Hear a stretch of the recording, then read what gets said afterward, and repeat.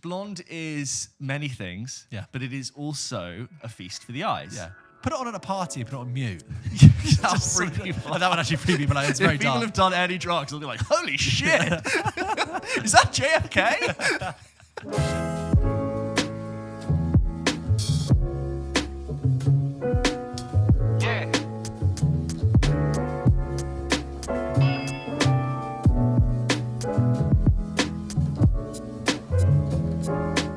Hello and welcome to the 50th episode of this podcast. Can you believe that? 50 episodes? Can't. 50 times 50. I've come all the way here and we've had to sit down and do this.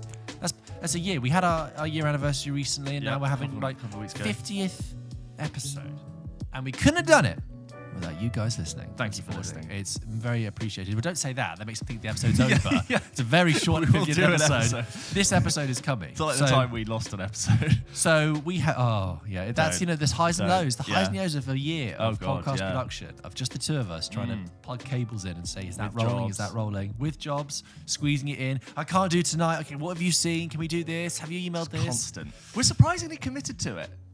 Obviously we enjoy it. I'm not. This is how I do everything. Yeah, I 100%. No, like considering that it's just it's a complete, side project that we do. Yeah. It takes up so much more time than I would ever have thought it does. But yet, like you come here every week where I'm set up, whether it's a busy week, like I've literally been all over the world this year, like, which is great, but it means I've never actually been in the country. But still, like, the days I'm here, we record, we do it. I love it. I love that we've gained an audience in this year, which has been amazing. I hope, it's wonderful. So episode 50. Episode 50. So welcome to episode 50. And we're just going to change things up slightly today because we're going to begin with an email today. Because it's our 50th. Because our 50th. And this question, I think, because our 50th cuts to the identity of the show. Yeah. And who we are. So we thought we'd open with this email. James? This one is from Billy, who writes in just like you can to hello@pulpkitchenpodcast.com. And he says, hey guys, big fan of the podcast. Thank you, Billy. My girlfriend and I love watching it curled up on the sofa, which I think is adorable, really sweet. Like with the Rings of Power. Hey guys. Do you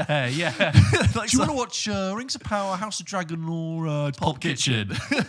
The dynamic between you both is lots of fun, and we love your anecdotes. This may seem like a bit of a strange line of questioning, but where did you meet? And what was the first film you bonded over? I know it's quite personal, and we're veering on creepy parasocial territory here, but I'm sure other listeners would also love to hear the anecdote of how you two became friends. The Pulp Kitchen origin story, if you will. Keep up the good work, Bill. Well, Bill, we have touched upon this, I think, briefly fleetingly when we in talked other about episodes. the trailers that we loved. We talked about bonding also, over. Yeah, so it's sort of come up, but we should do it. As it's our 50th episode, it was 1994. Indulge us briefly as we just reveal a little bit how we know each other. So James and I met in the halcyon days of 2015, January 2015, when we're both at university in the UK. Second year of university. Hold on, before you go into how we officially met, are you sure we never interacted prior to that? I hope this isn't a bruise to your ego, James, but I'd never heard of you and never seen you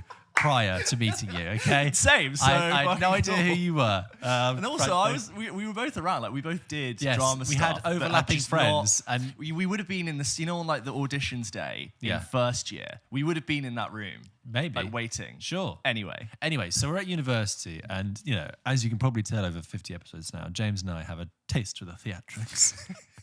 And we both auditioned. We were both auditioning for plays for that term's crop of plays. We ended up doing a really good play with a lot of other people in it, which is really great fun, very bonding experience. And you were there, and I was there, and so that's how we met. We did a play together. I remember meeting you in the, I want to say, callback auditions. Right, really? You know that like upstairs, like I want to say it's like the GS rooms in Sussex. Right, I remember we were all that's where we went, out, university and of we Sussex. were like, we all were still kind of making fun of each other even before we'd been cast, but it was very much like no one was safe. You more so, James. James. He's got better now. You're softer and nicer now, but at the think time I've mellowed? You were a bit harsh. I mean, I just don't think we hang out with a big group of guys anymore. I feel like if we went on a lads' holiday, I'd be back. When we did the read through for the play, I got one word. I mispronounced one word, and you George, were on me. Instead of saying misled, he said, "I've been misled." Yeah.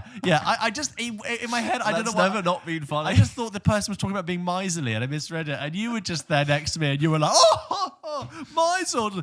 Anyway, soon enough, though, because we're doing the play is relevant because it is relevant because in doing a play with quite a big cast, there is a lot of waiting around. There's a lot of waiting in the so wings, much, which is the best part of being in any play, right? Yeah, exactly. Which is even though we all had a decent amount of work to do, scene to scene, but there were always these break points.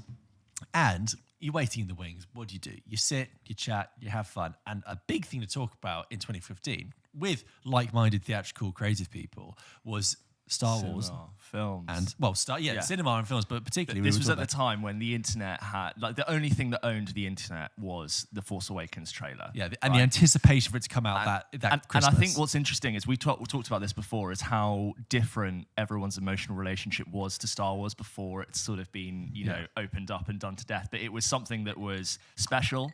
It was rare. We didn't know if it was ever coming back, which now sounds ridiculous. I know, Of course right? it was going to come back. But there was this time where there was this feeling that what was happening was really special. Yes. It was for the nerds who had grown up with it, who loved it and adored it. And you just all of a sudden could talk about Star Wars with anyone. Yeah. Not saying that what we have is special, but it was you just like those trailers and those sounds. Like we were in a very theatrical mood, and we would literally like reenact the trailer. Yeah, totally. When you, especially because by being in a rehearsal room, you're already kind of suspended. Vibing You're kind of out. You're testing suspended. things. You're adult. You're in a very, very playful, let's just say, theatrical mood. So we were, and other people as well. It wasn't just limited to us. We were all enjoying and talking about Star Wars and talking about film. And I think we naturally just talked about it from there. And so for the weeks and months that preceded that, we then talked about films. Talked about films and a also lot. just like as a group, like we would go to the pub afterwards. We would talk about like what's being nominated that year, and just like the people I was in plays with and part of like drama stuff I knew just were really into drama films, and like, you obviously exactly. But also I think what's interesting about when I'm speaking to you is that other people were just interested in like general kind of performance. Some people were really theatre-y. Yes, yeah. And some people were more, you and I were more specifically into film, which is quite cool. So that was how we met. And then it continued really in a vein throughout. And then I'd say, so I dropped out of uni. Yes, right. I did, so after second year, I dropped out at the start of third year. Should I explain this story? No, I mean, you know what? Sorry, it's your story. Only if you want to, James. I don't mind explaining it. So I was originally studying psychology, completely irrelevant to what I do now, right? But when I joined, I was doing psychology with American studies. I realized at uni that I loved being there, but I didn't want to like long this thing out. I was very ready to like start working, and I found that just like doing a year out would elongate this whole process. And I decided, I was like, I just want to do 3 years of uni and then crack on. I'm not going to be a psychologist. Academia is fine, but I definitely wasn't going to be like extending that whole thing. I knew I just wanted to be people. So I was like, I'm just going to switch back to straight psychology, which is a 3-year course and not a 4-year course. At the time, they were like, yeah, that's fine. We'll just transfer your credits over. This is all good. And then I finished my second year, failed a stats module, which, by the way, everyone fails. And you're meant to like retake that in your third year, and which many people did. So I failed that stats module, and it was like, hi, please, you got an email being like, please retake this in the January exams. All good. Turned up at third year, received no email, I'd been like the week before term, and then I did 2 weeks of uni. I was directing a play, I was going to lectures, I'd probably started uni, and then I had this administrative registration error on my online portal, and I thought, that's weird, I can't really like log in properly. Ignored it for like a few days because I didn't need to do it. And then I needed to log in to see something. So I like tried it again, called up IT. IT were like, oh, that's strange. We'll just check in. It must be something to do with your board. Checked in with like the course thing. They were like, oh, that's strange. It says that. I kept being pushed on to like 3 different people. And they were like, oh, that's strange. You're not meant to be here this year. You're meant to be taking a year out to redo your stats exam. And I was like, oh, well, no one's told me that. Surely I can just retake it. I'm here now. I've signed up. I have a house. Like I've paid a deposit. Like I've started going to lectures. Surely we can just readjust that. And to this day, no one ever gave me a proper explanation as to why this couldn't really, I couldn't do it, but they said it's something to do with how the credits were allocated across different years. I wasn't even doing that. It's not like I was doing really badly and I didn't have enough credits. Like I was doing like well enough to actually get into third year. And it was really bad. Like I had to appeal an exam board decision, which got rejected, and then I appealed it again. They said no. I went to the head of psychology who was like, this is ridiculous. I'm going to help you out. You've started third year, blah, blah, blah. Very traumatic. Got my mum to come down and was like, I pleaded with them. I was like, do you understand? Like, if you lift me out of this year without having to plan my year out, I'll probably be quite like distressed and like completely sort of disinjected. I'll be leaving my friends. I'll have to go home and I can't. If I'd known in May, I could have been like, okay, I'll plan a gap year. Yeah, of course, or I'll plan a job or I'll go traveling or whatever. Couldn't do any of that. So basically in October of that year, after I'd started third year, I had to move home. And I told them, I was like, do you realize I probably won't come back? Like, I'll have to move on. You're going to actually lose out a whole year's of fees if you don't just let me do this. They completely like rejected by the system. No one was personally there to be like, this is obviously not in this student's best interest. Fuck, this guy's gone. So I then basically had to move home and just start working, which ended up being one of the best things that ever happened to me, because I think I worked in a restaurant for a bit, and then I got a job in TV. And then I got offered a full-time job for the September that I would have gone back to do my third year. And I decided to just take that momentum and do that. And I've just done production ever since. So it was actually like a really great thing for me. But you and I always stayed in touch. Yes, we did. Long story back about my life. I do remember how I got into it. First of all, I'm sorry when I was like, oh, you don't have to tell it, but no, that it is explains interesting. something and in I'm my sorry, life, you know, it is a shame. But you know what? You were still present. And what was quite interesting is Yes, that in my third year, then the year where you weren't there, you were still around. First of all, I ended up being in that play that you were meant to direct. Yes, I turned up, you were in the audition, and then like just James wasn't there anymore. Yeah. But I also remember when we then put that play on at Christmas time, you then came to visit. And I remember you came kind of earlier just to hang out with people and talk to them. And then we were deconstructing the set afterwards. And I remember you very vividly, you and I carrying a massive flat, you know, a massive theatre flat. Like a fake wall, a stage wall. Yeah, fake stage wall up the stairs. And we were just like nattering about all these meaningless films. I remember you telling me about Fan Four Stick, you know, and how terrible it was. And we were just like walking out being like, oh my God, Fan Four Stick is terrible. Have you seen this one? We were always just overlapping, talking back and forth. We would do bits from films we didn't know the other person had seen, and like you would pick up on that scene and continue it. And that was what it was. That's a key part of it, actually, sorry, as well. One of us would make a very oblique reference or quote that you from don't a film, think other people get, and there's that amazing catharsis of realizing like, oh, this guy also knows that scene and can actually like do the rest of the scene with me. And it was just like just like an electric energy. And also I was just trying to think what we went to the cinema to see first, and I think correct me if I'm wrong, I think the first one we ever went to the cinema to see was Age of Ultron.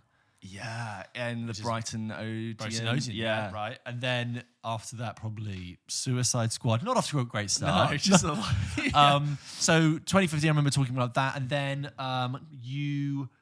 and then we did another play together later in the year. So you kind of, I think we could say this now. You kind of manipulated the university system to be able to go on a university. Yeah, 100%. I definitely shouldn't have been allowed to have that paid for. No. So James at this point was no longer a student at Sussex. I wasn't at that point. And we were doing a play for the Edinburgh Fringe, which was paid for by the university. You know, they paid for the travel and the accommodation. And we were just like, James is a student. He's coming back for third year. Blah blah blah. And obviously you weren't, but you just got on that gravy train, and we went up to Edinburgh. Free accommodation. Edinburgh, which was great, and in that time as well, I remember seeing Suicide Squad. And I was working in TV at the time. Exactly, and you had all these stories about it, and I remember vividly now walking down the Edinburgh mile with chairs under my arms, or the detritus of what doing. If anyone's done a play at the Edinburgh Fringe, you know what it's like. And you and I talking about The Prestige, being like, but the thing is, it really is actually one of Nolan's best films. Obsessing over it. It's underrated. How did you not know? Well, if I can see you kissing her legs on the side, then so can the guys at the eggs row 3 and 4. Yeah. And I think the other people in the trip were just like, oh my God. Yeah. It was almost, people were slightly taken aback by how quickly we could just snap back. Yeah. And then I want to say it was during the rehearsals for that, you and I started talking about the idea. We did. Yeah. We both obviously loved films and loved film podcasts, long, in-depth discussion, talking about contrasting films, listening to people review them, different opinions. And we thought, arrogantly as, two 20, 21-year-old people. We thought, what if we were to do what if we film gave podcast? It a try? Yeah. What if we tried to capture the energy and this friendship and the passion for film, we put that into a show. Exactly. And this would have been 2016. 2016. So a while ago, this idea was brewing. And I just want to say, a massive thank you to everyone who has just given us a chance. Going, oh, maybe I'll listen to the episode. Like it really does mean so much. There is so much content out there to choose from. You guys have busy days. You've got a lot going on in your life. Yeah. And for you to take an hour and a half an hour of us in your lives during that day, we really appreciate it. It means a lot, and we thank you for it. We'll see you at 100. See you at 100 episodes. This is not the end of the episode. We're going to move on to talk about other stuff now. We're going to actually do some more content. Yeah. But just want to say, 50th episode in, thank you.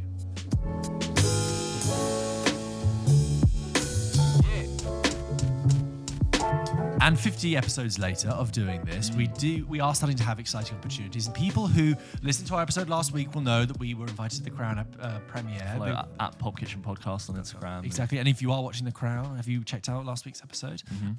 And we were very lucky to be invited by Netflix to the world premiere at Theatre Royal Drury Lane earlier this week. If you follow us on Instagram and TikTok, you would have seen clips and posters and posts and photos about it. Go follow us. But we didn't. It was after we recorded our Crown episode, so we couldn't talk about it. So we just thought we better tell you what it was like from a first-person perspective of what going to this premiere was like. Because Top Gun Maverick was a very big premiere. It was a Royal Gala, but it was just me because James was away. Amsterdam was fun, but it wasn't like all bells and whistles. It wasn't black tie or anything. It was a green carpet, please. And also like the content of Amsterdam was like, okay, fine. Yeah. But this, you and I both love The Crown. We were very excited. We both got suited and booted.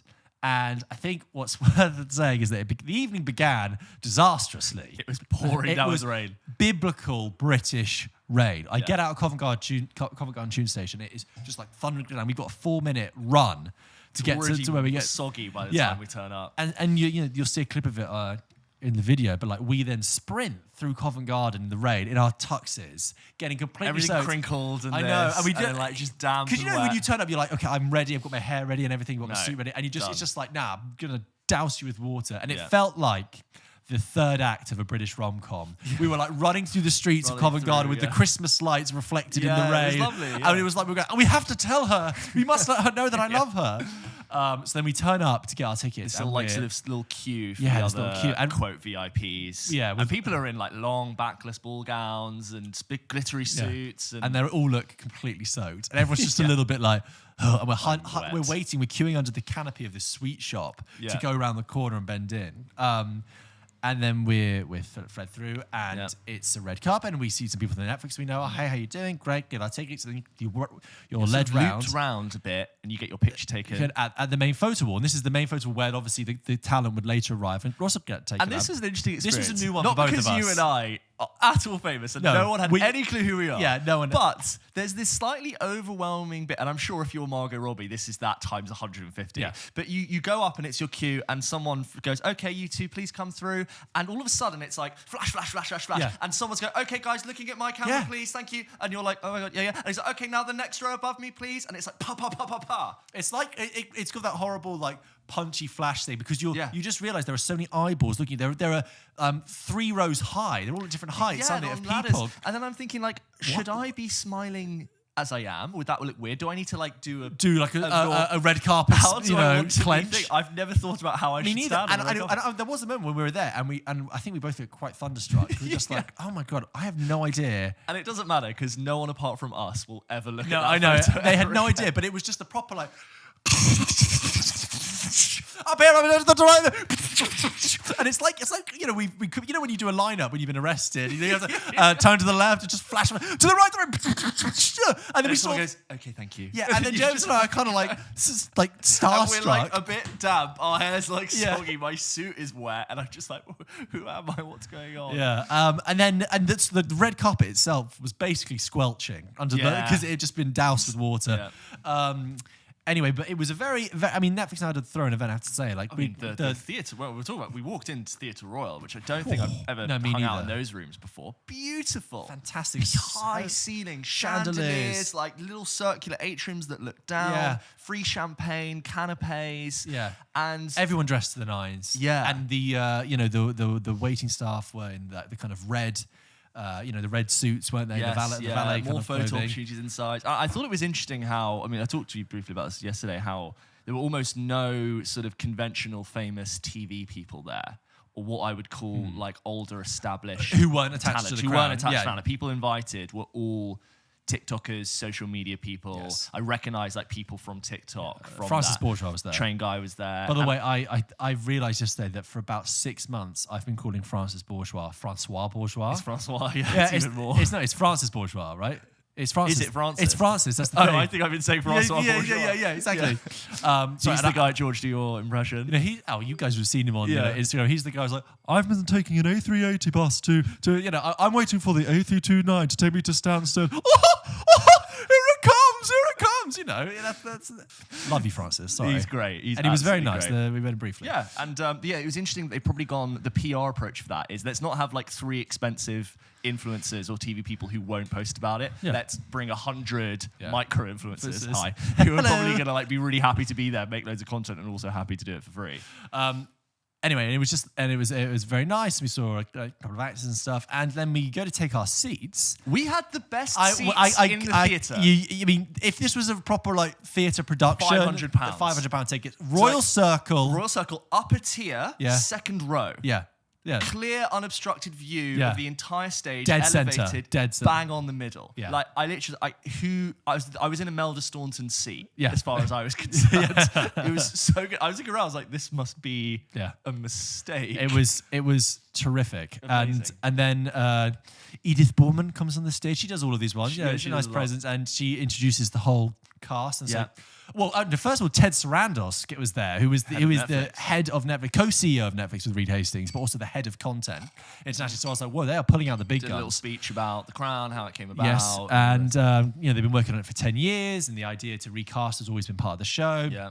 And then she brings on Peter Morgan, who created it, Imelda Staunton, who is, very small. Yeah, she's small. Jonathan Pryce, Dominic West, Elizabeth Debicki, Johnny Lee Miller, and Leslie Manville. And, there was a brief moment where she sort of asked questions. Edith Bowman would ask questions briefly to each member of staff. And, they're shooting season 6 right now. Yeah. And so Edith Bowman said, is it a night off for you, Imelda? And Imelda Staunton just said, I'm leaving in 5. Yeah. we've got work to do tomorrow. Yeah. And she probably has to do like a lot of hair and makeup to look like Yes, the queen. exactly. So, she's just really honest because that happens. Like, I don't think these actors are just going to sit there and watch the film. No, I don't think any talent is because, they've seen it. They were in it. They don't need to. Yeah. Jonathan Pryce was great banter, so charming. He was talking about how he was performing on this stage like 30 years ago, and then he pointed out and he said, 30 years ago when I was performing on this stage, do you know who was in the audience selling ice creams and programs? Johnny Lee Miller. And teased him. And Dominic West was really funny because he clearly, because they're still filming, had the mannerisms of Charles. And he put his hand in his pocket, sort of the side pocket that pocket, Charles does. Talking, and then, Elizabeth Debicki, very gracious, Leslie Manville, funny, Johnny Miller, kind of reserved, probably still slightly John Major mode, even though he's probably not in season 6 that much.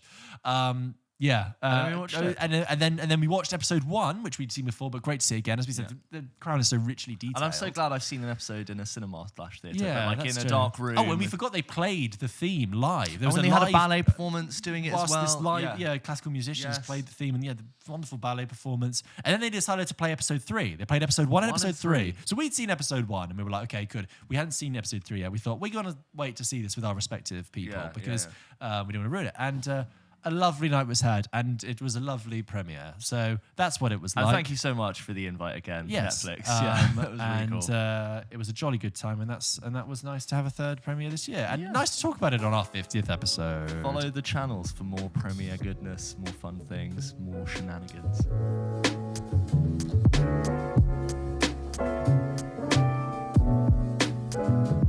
James, let's get a quick review in as well. Look, I think it's worth saying that we both tried to go and see Black Panther. Oh, God. Which came out, we're filming this on a Saturday, that came out yesterday. And we both, you couldn't. Yesterday, I had a 5 a.m. start. So I was like, I want to try and catch like a decent time screening. I checked, the View website was crashing as I was trying to book the tickets. And I saw the screenings were like full apart from 3 tickets. Tried to book it, couldn't. Kept going later and later and later. I think it's almost a 3-hour film. I think it's 2.5 hours. And I was looking at 10:30 and the site was not loading and there were 5 tickets left. And I kept trying to book it. I was like, I'm not doing this. I'm not going for a 10:30 screening to try and see it. But what that means is that Black Panther Wakanda Forever is probably enjoying the same success that Black Panther 2018 well, good for it. did, which is fantastic. But there is like a Black Panther factor, isn't there? Yeah, of course. Where I think it's just there's a huge appetite to go and see this. You do love to see it. You love to see it, regardless of what you think about film. That film is just being like eaten up by an audience. They're passionate about it. That's great. However, it means we haven't seen it. We'll try and see it. Don't get me wrong.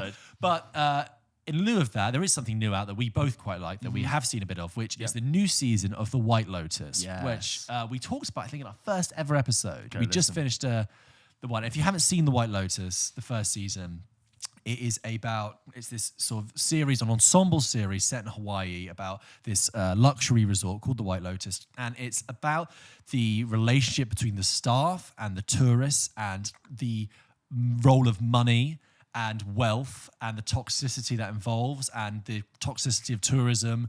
And there's an underlying note of sinisterness, and it's very funny at times, but it's quite dark. There's the first season of The White Lotus opens and someone has died, and then it cuts back to 1 week earlier. Anyway, there was open to great success. One of the best opening theme tunes as well we had since like Game of Thrones. And now unsettling and weird. Very distorted, strange imagery that kind of foreshadows what's going to happen. Yeah, like the rotting wallpaper. Yeah. Anyway, cut a year later, they've made another season, and it did very well at the Emmys, I think. And I think Jennifer Coolidge won an Emmy, I believe. Yeah. And I was a little bit nervous because I thought that's very quick to suddenly turn around a series, and they've treated it like an anthology. So whole new cast, except for Jennifer Coolidge, which we'll get to. And the idea is that the White Lotus is like a very premium hotel group that has hotels all around the world, and that all of these bad stuff. Exactly. So this is set just at a different White Lotus resort. This is set in Sicily, and with a cast that includes Jennifer Coolidge returning as her character. That is the only crossover at the moment. Theo James, Aubrey Plaza, Tom Hollander. Tell me how we are. Michael Imperioli. Yes. Oh, F. Murray Abraham. Oh my God. Yeah. So F. Murray Abraham, of course, most famous for playing Salieri and Amadeus, and much else besides. Great to see him. And of course, it's a lot of Italian actors as well, which is great. So, a bit like White Lotus season 1, I don't think this is a spoiler to say, this begins in the same territory. Someone's died. Someone has died. And you see the brief scene then, and then it cuts to 1 week before, and you have the arrival of the guest. I'm so sorry, James. I will let you speak in a second. No, not at all. You have the arrival of the guest, and you have the same thing. It's money, it's wealth, it's uncomfortableness, there's tension, there's claustrophobia, and it's a bit like when I talked about like Glass Onion when I went to see that, and I was like, I get what this brand is now. Like with Glass Onion and Knives Out, it's a murder mystery, but with all about the rich and powerful. And with White Lotus, I was like, okay, I'm in. I see what the brand is. Every season, someone's going to be died, and it's going to be set at a luxury hotel. That's the setup. We really like the first season. It's made by Mike White, who is a writer-director who's written lots of screenplays. If you know him as an actor, he played the real Mr. Schneebly in School of Rock. Yeah, he's the actual Mr. Schneebly. Anyway, hello, this is Mr. Schneebly. It's funny. I don't work for them. Let me give them a call. Ned, phone. Anyway, James, White Lotus season 2. What do you think? Yeah, just hearing you talking about the structure of it was interesting. I was wondering how the opening would be, but it seems like if it ain't broke, don't fix it. We're going to do the exact same thing. Here's a dead bodies actually for this one, and you just left with this morbid curiosity, knowing how's it all going to happen, who's going to do what. And I think even though it is really close to the first series, I like how it's tackling completely new dynamics of wealth and class, and it's introduced you've got these interesting dynamic where you've got these two couples who are apprehensively staying at the same resort, and the two guys are business partners and former college friends who basically recently sold their business, I think, and they've come into a lot of money. I think it's that I understood it to be that Theo James is already wealthy. Yes, that was it. And Aubrey Plaza's husband has recently made a lot of money. Yes. And Theo James has said, come away with us. We're going to go to Sicily. Yeah. Come away with us. And he's gone, yeah, okay. And then Aubrey Plaza's there kind of being like, I don't really know these people. I don't really like them. And I'm basically stuck in this foursome for a week. That's basically it. You've got this son, this father, and this grandfather who are Italian-American, who are basically coming to Sicily to reconnect with the grandfather's grandmother's heritage village. And I think it's sort of tackling this idea of Americans adopting identity of countries and sort of reclaiming it for their own. And then actually, you know how like loads of Americans will be like, I'm Italian or I'm Irish, when it's only like 2 generations away, whereas like I have Polish heritage, but I don't go around saying I'm Polish. Right. Whereas it's a very American thing to sort of adopt that identity. And obviously they're now coming to Sicily and bringing their own Americanisms to it. You've got Jennifer Coolidge's sort of like millennial or Gen Z assistant who's like 23 or something, who just probably was willing to say yes to any job, and she's ended up being in one of those things where you get flown out somewhere, but she's working for the Jennifer Coolidge character, who's just completely unhinged, skittish. And I think basically what I'm trying to say is I like how it's given me completely new, fresh dynamics of how to dissect the sort of wealth and different ways in which it manifests in different situations. And the woman who I don't know her name, but she's taking on this like Basil Fawlty character, who's the manager of the hotel, and she has to almost like present this perfect version of the hotel, but nothing is perfect, and people are chaotic, and people are out of control. And we're only 2 episodes in, so I'm 2 episodes in, but already I'm really enjoying its new framework, even though it exists in that same structure. No, I agree. And what happens as well, what they've amplified this time is that, of course, there's a language barrier, there's a cultural divide. Whereas before, it was obviously Hawaii, different culture, but it's the United States. But like here, the Italian hotel manager, she says things that come across really blunt. And sort of say, well, why would you fly through Rome? Now, of course, you're going to lose your bags there. And they're kind of like, okay. She's got that issue. I think with Jennifer Coolidge's character, it's brilliant. So her character in the first season was sort of recovering from like the loss of her mother, and was like very needy, but also a bit. And in this one, she's there to like process stuff. Basically, she plays a character who is so wealthy that she could have no problems, but she just invents problems for herself. And everyone around her needs to sort of handle her doing everything, because she's never going to handle it herself, right? She's just like she's like an aging child. That's what she is, this grown-up baby. There's also in this season, what I like is the looming presence of ancient culture and like myth. And there's these busts of like Roman antiquity around, and masks and head and distorted, myths. Oh yes, that's a myth about someone who caught their husband cheating. She cut off his head, and you've got the wallpaper again. His was brilliant as well. The opening begins, and I thought, oh no, they've not used the same theme. And then it came back, and then it comes back in, and they've new sort of Renaissance Italian, and the same thing with like the Italian wallpaper sort of slowly rotting and distorting, and it that is same with the first series, but it starts very calm, like echoing, and then towards the end, it's like it gets really intense, and it really builds frenetic, and crescendos just like each episode in the series does. And what I think also stood out for me this time is I found it really, really funny. Oh, it's so good. Really, really, and not funny in a way that kind of upends any of the drama, but ones that absolutely amplifies it. It's uncomfortable and it's stupid. I mean, Jennifer Coolidge is a couple of moments in the first episode where, like in the restaurant, she's got her assistant there, but her husband basically says, you need to send your assistant home. Why have you brought your assistant? It's a holiday. Yeah, it's a holiday. And she goes, okay, I've sent her away. But she's just said, no, you have to stay in your room. This is like, but I need to eat. Yeah. And every time she comes down for breakfast, she's like, what are you doing? She's like, I don't know. I need to eat. Yeah. And that's just funny. There's a great conversation the dynamic between, like I said, the grandfather, the father, and the son. So F. Murray Abraham plays this 80-year-old grandfather, flatulent grandfather who keeps flirting and hitting on these much younger, very glamorous Italian, waitresses. Yeah. And the father figure, Michael Imperioli, says, Dad, what are you doing? Yes, I work in Hollywood. Yeah. And then the son says, yeah, when you get older, I mean, like 50's old. And his dad's like, well, I'm nearly 50. 50's not old.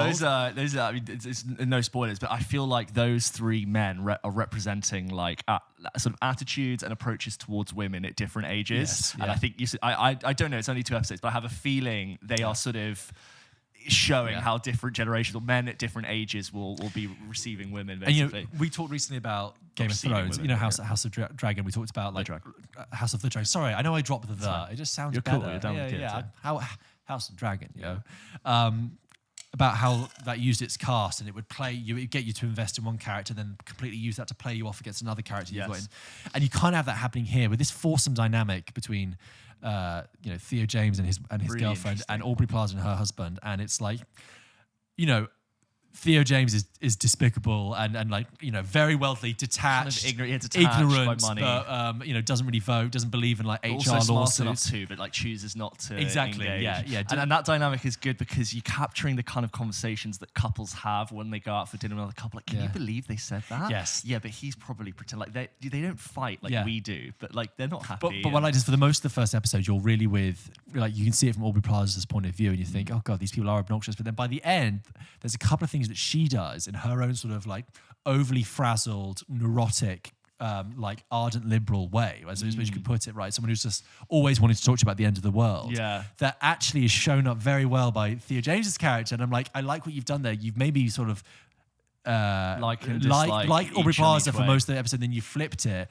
and it just creates a wonderful tension throughout the whole show. Not to mention, of course, as well, the glamorous setting that it's in. Oh, beautiful! Do you know what I think this is? Always, sorry, yeah, no. I just think there's a point about what I think the White Lotus is very smart at doing is that if you look at the history of television, particularly American television, what has always happened is that you'll have take Friends or New Girl or something, and you know it's. The homes that they live in and the lifestyles they live are above the jobs they work and the lifestyle, the actual money they would actually earn, right? So there's the disparity. But it's because it's selling you a dream, right? It's aspirational. It's like, well, you know, you want to watch this sitcom and not worry about their life. You want to be like, oh, well, they live in a nice apartment, right? And that's easy to film in a big space. Yeah, and how many times have you watched a film which is about like a struggling artist and you're like, really? But you're living in like a central Manhattan apartment. The friend's apartment, Monica's apartment, if as it was in New York, would easily be worth close to $5 million. Yeah, right, exactly, okay?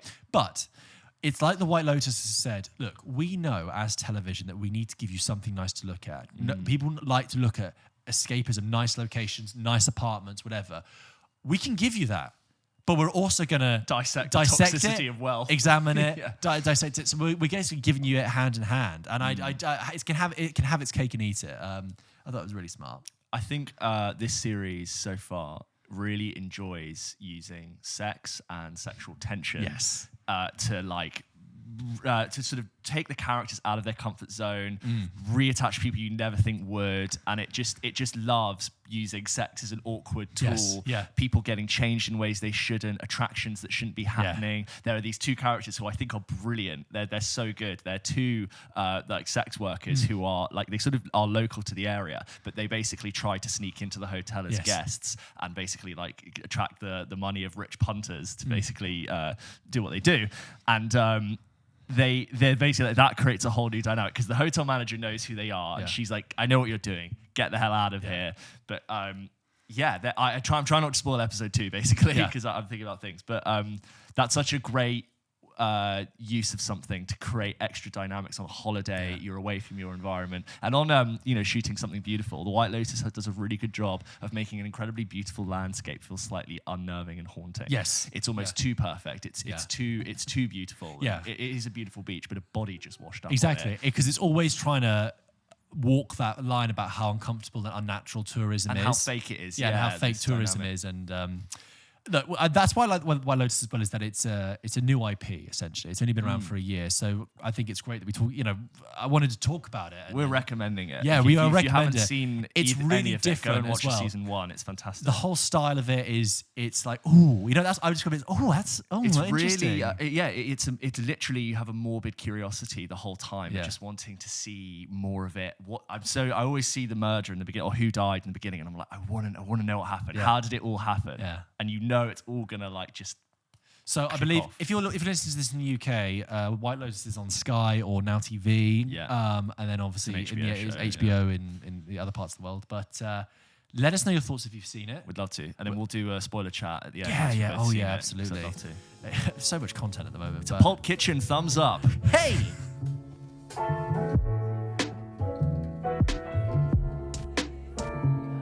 I just wanted to read a really nice email from Priya from sunny LA. Oh, an LA listener. Hello. Who wrote a nice email and just quite an interesting little point. But Priya has written into hello@popkitchenpodcast.com, just like you can if you want to send us your thoughts, your questions, your concerns, or your opinion on something we've said, please send it on. But Priya writes, hello, PULP Kitchen. Hello. New to the podcast and loving it. Thank you, Priya. I work in set decorating, Oh. which means I drive all over this congested city called Los Angeles to pick out furniture and other odds and ends for movies and television shows. And I can say it has been so lovely to stumble across your podcast, as it feels like I have company when I'm stuck on the 101, attempting to find whatever odd request a director can drum up. I'm just seeing the beginning of La La Land now. Yeah. What an interesting job. Like, yeah, very because interesting. that must be a thing. Like, sets need to be filled. And of course, and dressed. I need this, and it must just be a really random list. And I bet you get really good at knowing where to find them. Yeah. And you would just become amazing. I bet a set decorator's, set designer's home is very interesting because it's full of interesting things that they know how to find. Yes. Like lots of curious antiques. You and must knickknacks. frequent charity shops because you probably don't have a budget to buy things new. And yeah. Recently, I had to, so here we go, story. Recently, I had to find 50 unique individual parts of antique twin boy dolls for a television show. And then she puts brackets, minor spoilers for the newest season of Netflix's Dead to Me. So there you go. Again, like what a weird request. I know. And there's just 50 of them. And like driving all the way around Los Angeles to try and... Honestly, it was so challenging that I started just giving haircuts to female twin dolls and safely pinning their dresses to a sort of wide pant by the end. But alas, I digress. Besides really valuing your opinions and my belief that you two are very thoughtful in your film analysis. Thank you. I appreciate the balance of being critical and dissecting a film without being overly negative or expressing little nuance. It takes 100 people working as hard as they can to put together a film that sometimes just doesn't come across together completely. For example, I think you really handled your dislike or frustrations for the movies with Blonde and Don't Worry Darling really well by addressing your appreciation for production design, score, costumes, etc. All I can think about are how the craftspeople, some of whom I know personally, working tirelessly to recreate these time periods, often to skilled and beautiful results in a less than perfect film. Anyway, apologies that the zine was a bit long. Keep up the good work, and I look forward to listening every week. Take care. Priya announced, and as you said, pronounced Priya, so thank you. Thank you, Priya, for a lovely email. Point. Look, I mean, obviously, like that's a very lovely email, and we're not just reading that out to indulge ourselves about how nice that is, because I think that is a really interesting point. That is a really interesting point. Look, we always do as a conscious thing, and that's why we did that in those reviews. We fully recognise, because we've been on film sets, both of us. We've recognised that so many people working so hard to do so many different things that for someone to come along and just go, that film didn't work for me, it's just not fair at all. Some people like Priya, driving around all over LA to get one tiny detail for something that you might not even see, for a scene that might end up getting cut. Reducing a review to like 140 characters, like was shit, didn't I know. Thing, blah, blah, blah, blah. So, and like, Don't Worry Darling, completely plot aside, I can just imagine people obsessing over the outfits, how it's going to look. What is this like 50s Americana, like false suburb? I was actually talking to my brother recently, and he listened to the Blonde review, and he was like, "I'm still going to watch it though because I like a nice looking film." And I was like, "It's a beautiful." Yeah, I was like, "You will struggle, but sure." It is. Blonde is many things, but it is also a feast for the eyes. Yeah. Put it on at a party and put it on mute. That would actually free people out. It's very dark. If people have done any drugs, they'll be like, holy shit! Is that JFK? Yeah, absolutely. Films are made by lots of hundreds of people, and we fully respect that. And we enjoy the like craft that goes into it. You said the craftspeople. What a great term. Yeah. Thank you, Priya. So if you wanted to send us an email like the 1/2 of you did this week, you can do by emailing hello@pulpkitchenpodcast.com, and we would love to read it out in a future episode. Great.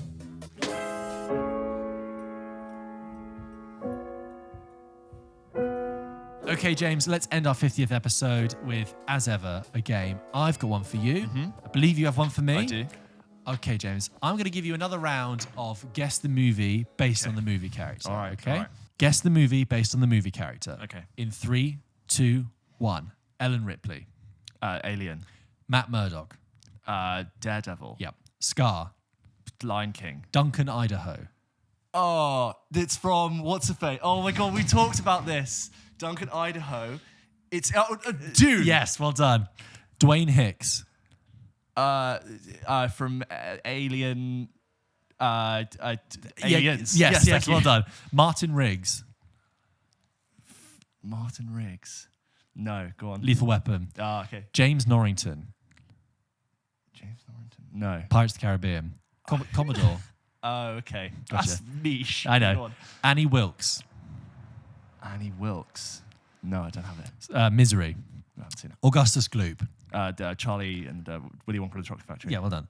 Jack Torrance. Jack Torrance.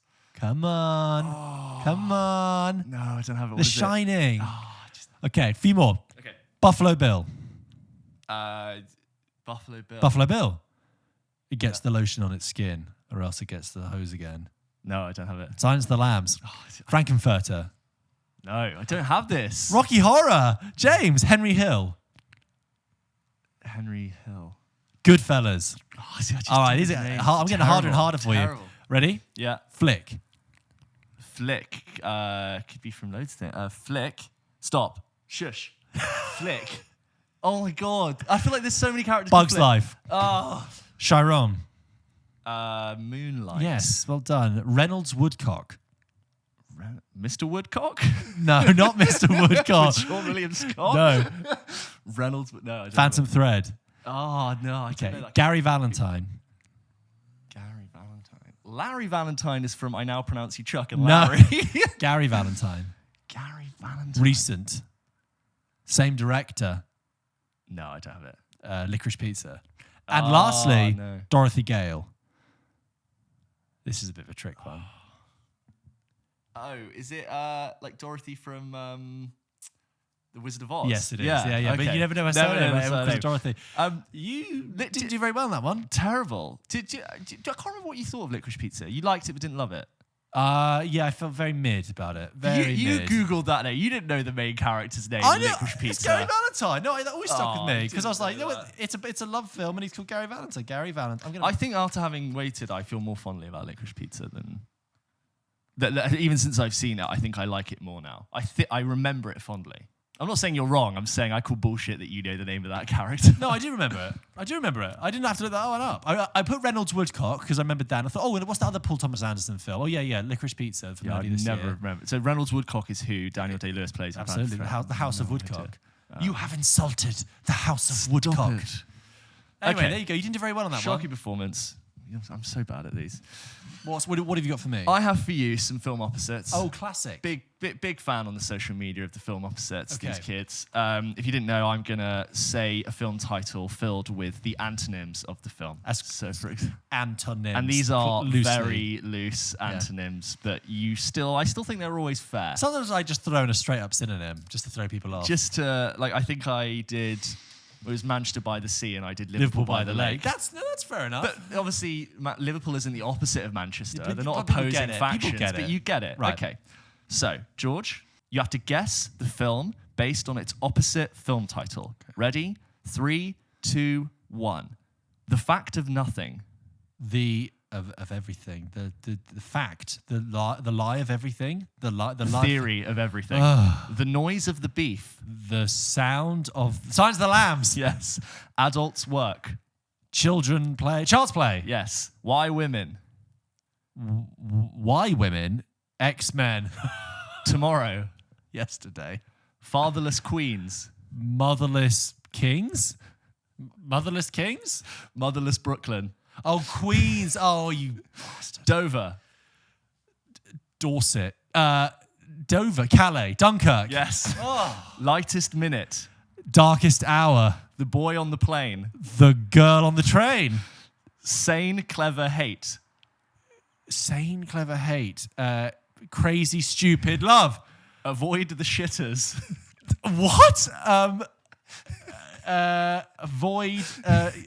Meet the Fockers. Oh. Crude, James. You could have got that. You could have got that.